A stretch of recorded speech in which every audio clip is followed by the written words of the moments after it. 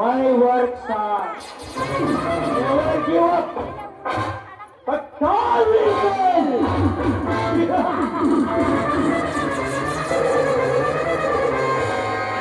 ಏನಿಗಾಗಿ ಸಿಡಿದಂತ ಕಾರಣವಲ್ಲ.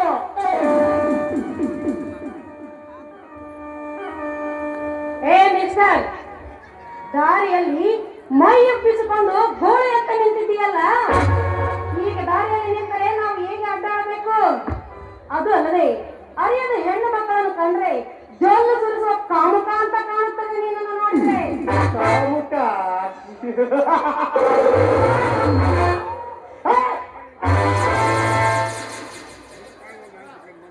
ಹುಟ್ಟುವ ಪ್ರತಿಯೊಂದು ಗಂಡು ಮಕ್ಕಳಿಗೂ ಅಕ್ಕ, ತಂಗಿ, ತಾಯಿ ಎನ್ನುವ ಮಾನವೀಯ ಮಮತೆ ಕೊಟ್ಟು ಬೆಳೆಸಿರುತ್ತಾರೆ ಈ ಸಮಾಜದಲ್ಲಿನ ತಂದೆ ತಾಯಿಗಳು. ಆದರೆ ಮಾಯಾಲೋಕಕ್ಕೆ ಸಿಕ್ಕ ನಿನ್ನಂತ ಬಂದ ಹೆಣ್ಣುಗಳು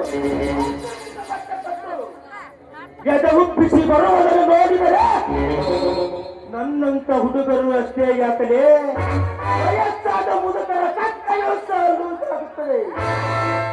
ಅಂತದ್ರಲ್ಲಿ ನನ್ನ ಧರ್ಮ ನಿಮ್ಮಂತವರನ್ನು ನೋಡುವ ಹುಡುಗರಿಗೆ ಬರುವುದೇ ಸಹೋದರತೆಯ ಭಾವನೆಯಲ್ಲ.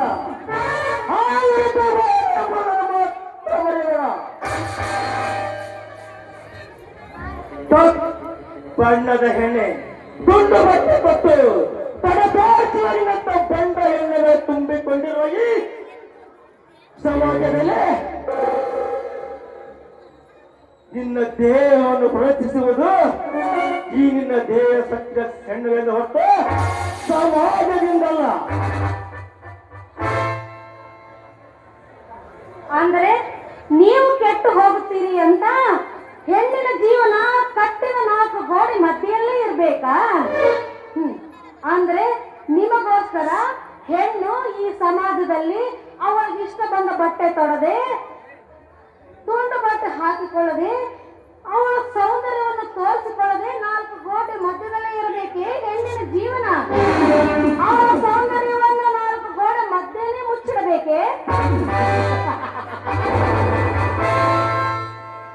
ಸೌಂದರ್ಯ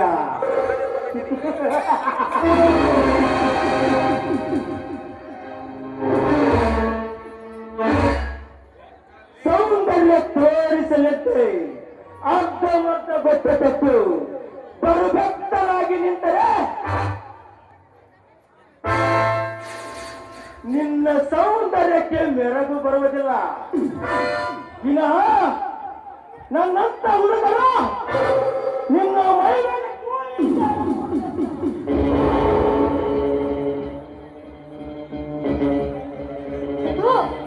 ದೂರ ಸೆರಗ ನಿಂತು ಮಾತನಾಡೋ ದುರಾತ್ಮ.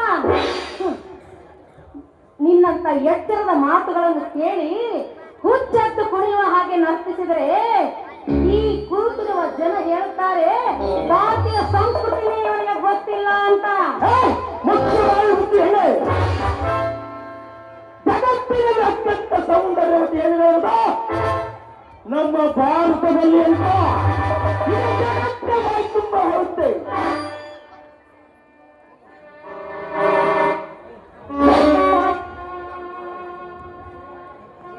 ನಿನ್ನಂತ ತುಂಡು ಬಟ್ಟೆ ಹಾಕುವ ಸುಂದರಿ ಇದ್ದಲ್ಲ,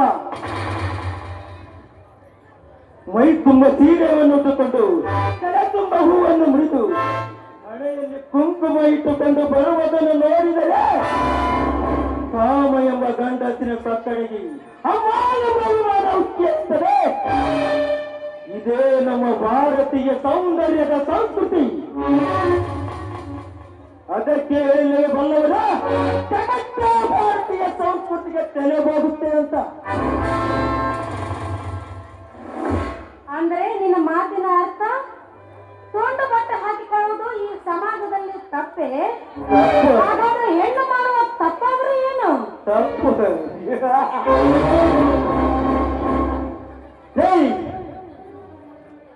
ಮುಂದಿನ ಪೀಳಿಗೆಗೆ ದಾರಿ ದೀಪವಾಗಬೇಕಾದ ನಿನ್ನಂತ ಹೆಣ್ಣುಗಳೇ ಬಾರಿನಲ್ಲಿ ಕುಳಿತು ಬೀರು ಕುಡಿಯುವ ಚಾಲಕ ಹೆಣ್ಣುಗಳು ತುಂಬಿಕೊಂಡಿರುವ ಬೀರಿನ ಸೋಕಿ ಕುಲದಲ್ಲಿ ಅದು ತಪ್ಪಲ್ವಾ? ಶಾಲೆ ಕಲಿಯುತ್ತೇನೆಂದು ನೆಪ ಹೇಳಿ, ತಂದೆ ತಾಯಿಗಳಿಗೆ ನೆಪ ಹೇಳಿ, ರಾತ್ರಿ ಸಿಟಿ ಸೇರಿ ಕಬ್ಬಿನ ಮಬ್ಬಿನಲ್ಲಿ ಮೆಂಡರ ಕೈ ಹಿಡಿದು ಕುಣಿಯ ರಂಡರಷ್ಟಿಲ್ಲ ಈ ನಿನ್ನ ಹೆಣ್ಣಿನ ಸೋಕಿ ಕುಲದಲ್ಲಿ. ಅದು ತಪ್ಪಲ್ವಾ? ಕತ್ತೆಯಷ್ಟು ವಯಸ್ಸಾದರೂ ಮಕ್ಕಳ ವಯಸ್ಸಿನಿಂದ ಸೆರಗಾಸುವ ಸೂರ್ಯರು ಮಾಡುವುದು ತಪ್ಪಲ್ಲವೇ? ಅಷ್ಟೇ ಯಾಕೆ ಹೆಣ್ಣಿಗೆ ಹೆಣ್ಣು 9 ತಿಂಗಳ ಎತ್ತು ಹೊತ್ತು ಸಾಕಬೇಕಾದ ನಿನ್ನಂತ ಹೆಣ್ಣುವೇ ಹೆಣ್ಣಿನ ಭ್ರೂಣ ಹತ್ಯೆ ಮಾಡುವ ಈ ಕಾಲದಲ್ಲಿ ಅದು ತಪ್ಪಲ್ವೇ?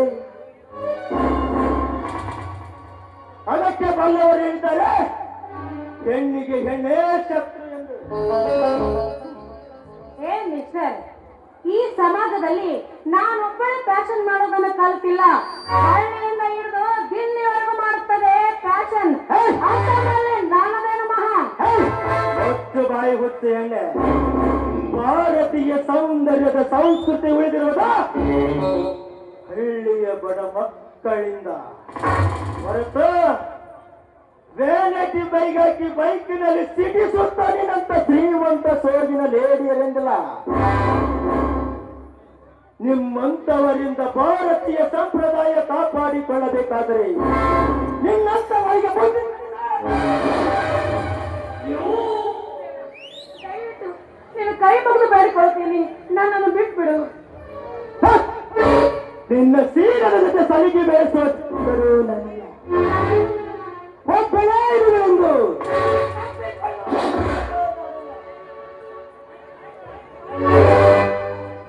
ಈ ಸಮಾಜವನ್ನು ಕೆಡಿಸುವ ನಿನ್ನಂತ ಗರ್ವ ತುಂಬಿದ ಹೆಣ್ಣುಗಳನ್ನು ಸರಿದಾರಿಗೆ ತರುವ ಸರ್ಕಾರ ನಾನು. ಇಷ್ಟೆಲ್ಲ ನನ್ನ ಸಮಯ ವ್ಯರ್ಥ ಮಾಡಿದ ತಪ್ಪಿಗೆ ನಿನ್ನ ನಿಮ್ಮ ಧರ್ಮಯ್ಯ ಅಂತೀನಿ, ಬೇಕಾದ್ರೆ ನಿಮ್ಮ ಕಾಲಿಗೆ ಬಿದ್ದು ಬೇಡ್ಕೊಳ್ತೀನಿ, ನನ್ನನ್ನೇನು ಮಾಡ್ಬೇಡಿ, ಬಿಟ್ಬಿಡಿ. ನಿನ್ನ ದಂತವಳ ಹಿಡಿದುಕೊಳ್ಳುವ ಮತ್ತೆ ಈಗ ಗಂಡಸೋ ನಾನಲ್ಲ. ಈ ಕರ್ಣನ ಕೈಯಲ್ಲಿರುವ ಗುಂಡು ನಿನ್ನ ತಲೆ ಸೀಳುವುದಕ್ಕಿಂತ ಮುಂಚೆ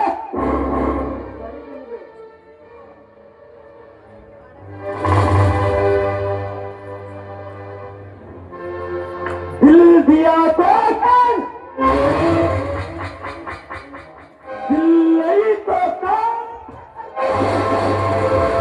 दिल दिया तो कौन, दिल नहीं तो कहेंगे तब।